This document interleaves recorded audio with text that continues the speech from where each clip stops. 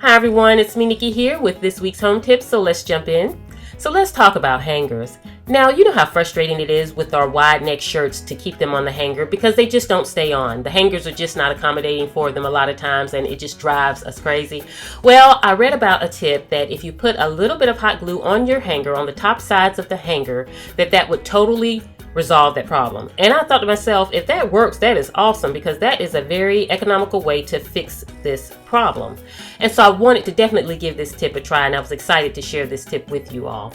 And so basically you can get a hot glue gun at Michael's or AC Moore or any craft store, and you can get them very affordable, about $3 to $5 for a small one. And so then I took a little bit of hot glue in a zigzag kind of manner down the side of the top of the hanger, and I did it on both sides of the hangers, on the tops only. And then I let the hot glue dry, which takes seconds to dry. This was such a simple process.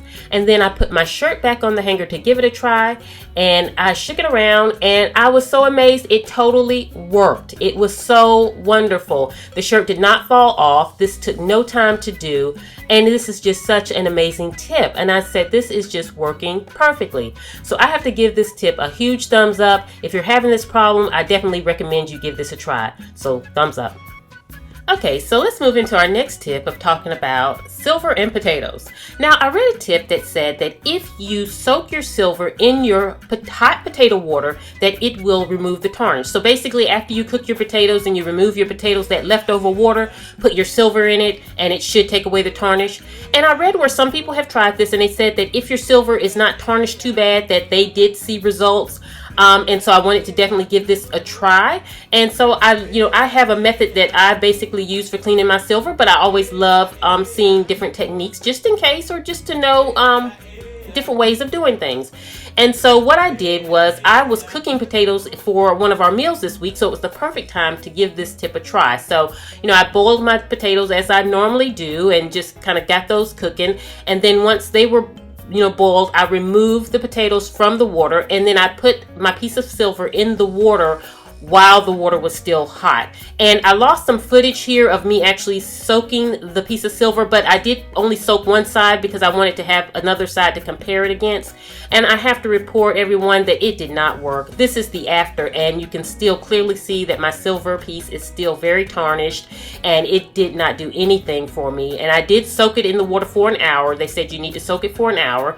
And at first I thought, well, I don't know, maybe I shouldn't have peeled the potatoes, or I didn't know what the case was, but it did not work. And I have a video below of how I do clean my silver if you're interested in that, so I'll put that video below. So it did not work. Okay, so let's talk about vegetables again, along with our fruit. Now, those pesky little stickers that are on our fruits and vegetables, and I get so frustrated with these things. I'm trying to just clean my vegetable so that I can eat it, and then I have to peel the sticker. I had no appreciation for it until I read about this tip, that this sticker actually has a meaning, and it's behind those digits, those numbers on the sticker. And so I like being an informed shopper. Sometimes I'm not as informed as I should be, but the stickers represent something. They show you how it was basically grown. A 4-digit code starting with 3 or 4 means that it was conventionally grown. A 5-digit code starting with 9 means that it is organic, and a 5-digit code starting with 8 means that it was genetically modified. And I think this is so helpful because a lot of times produce gets moved around a lot. People are picking up a tomato here to look at it, and then they'll put it somewhere else, and they may put it in the wrong place.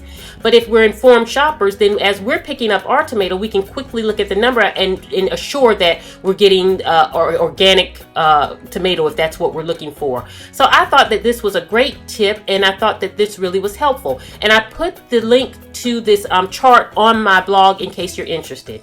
And so I hope you've enjoyed the home tips this week. Definitely go like my Facebook page because I post my home tips during the week on that page also.